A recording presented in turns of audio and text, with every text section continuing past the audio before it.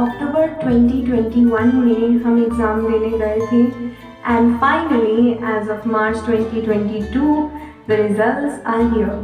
So welcome back to my YouTube channel once again. My name is Karuna Vyas, officially a second year BHM student now क्योंकि हमारे result आ गए and I've been officially promoted to second year.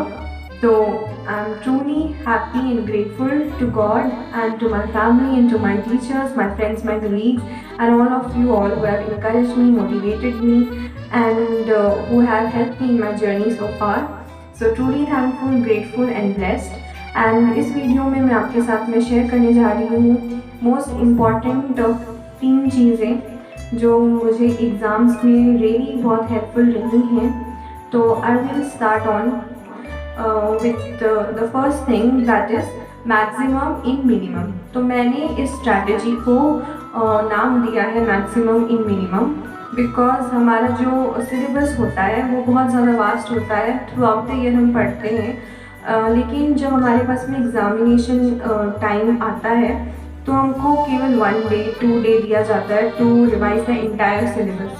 तो practically उसको possible करना एक बहुत ही बड़ा important गोल है जो हर स्टूडेंट का होता है. तो उसके लिए मैंने मैक्सिमम एंड मिनिमम करके इस चीज़ को जो बहुत सारे लोग करते हैं अकॉर्डिंग टू डिफरेंट नेम्स किया है. तो इसमें मैंने क्या किया कि एक बल्कि टॉपिक को बिट्स में डिवाइड किया and I try to incorporate topic of 4 pages 5 pages to that even 20-30 pages into just 1 or 2 pages या फिर a single paper. That maximum area or those maximum pages have been covered into a single page. It will save my time. तो maximum चीज़ें cover होंगी minimum time में and also maximum content मुझे मिलेगा minimum words में. तो वो मेरा एक इम्पॉर्टेंट चीज़ थी जो मैंने कवर की. So this was my first strategy, that is maximum in minimum. जो भी आपका टॉपिक है उसका एसेंस आप लीजिए, उसके कीवर्ड्स आप लीजिए, उसको एक पेपर पे नोट डाउन करिए या फिर do it according to your own wish and choice and so that you will be able to revise it in the minimum time possible. Then the second thing is time management. तो जो भी आपका course है, एक तो आपने concise material कर लिया लेकिन उसमें भी बहुत ज़रूरी है कि आप टाइम मैनेजमेंट करें both ways, in the preparatory stage as well as in the exams. तो उसको करने के लिए बहुत ज़रूरी है कि पहले आपको पूरा सिलेबस आपका पता होना चाहिए PDF फॉर्मेट में, ऑनलाइन फॉर्मेट में या फिर रिटन वे में. मैंने उसको पूरा नोट डाउन किया था. even though I had it online, even though I had it in my phone, I considered it better to go the old school way. और मैंने उसको पूरा लिखा और जितने टॉपिक्स होते गए उतना मैं टिक लगाती गई. बाय गॉड्स ग्रेस मैं उसको कंप्लीट कर नहीं पाई. तो टाइम मैनेजमेंट एग्ज़ाम की अगर बात करें तो 3 hours का पेपर होता है. We get 3 hours and we have to cover 23 questions. 10 marks के 3 क्वेश्चंस होते हैं एंड में एंड 5 marks के 10 क्वेश्चंस होते हैं एंड 2 mark के 10 क्वेश्चंस होते हैं. तो जो 2 markers थे and we have to go order wise, सबसे पहले 2 markers then 5 marks then 10 marks. 2 markers के लिए मैंने 30 minutes का टाइम रखा, 5 markers के लिए 1.5 hour एंड 10 markers के लिए 1 hour. This was my strategy for all my exams. थोड़ा 5-10 minutes ऊपर नीचे हुआ होगा but this is what I followed generally. तो आप भी अपने according whatever works best for you, please try to increase your speed and increase speed के साथ में आपकी हैंड राइटिंग भी बहुत अच्छी होनी चाहिए.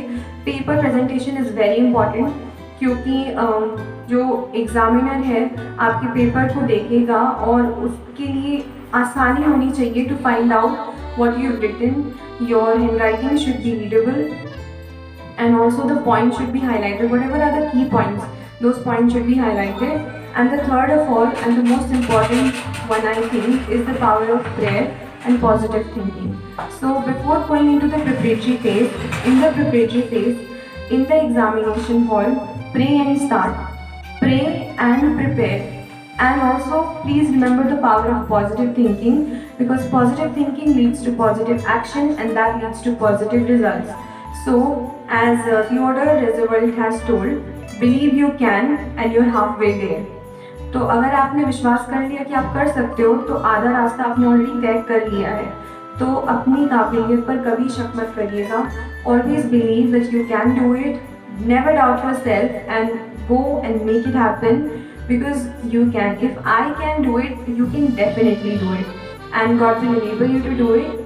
So जो भी आप एग्ज़ाम फेस कर रहे हो या फिर जो भी आप लाइफ में अभी हो, जहाँ पर भी जिस भी फेस पर हो, always remember that you can do it and God will enable you to do it, and you will be able to do it in the best possible way that you can, and start whatever you have to do with prayer, and also submit it in God's hand, and then just relax and wait for the result. And result by product होता है किसी भी exam का.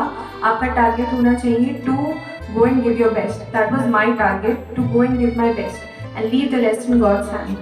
So I hope you found this video helpful and you found this video nice. So please do give it a thumbs up, and also please share it with your friends and family, and kindly subscribe to my YouTube channel if you haven't subscribed to it already, and please hit the bell icon for more updates. And thank you so much for watching. Until next time, take care. Bye bye.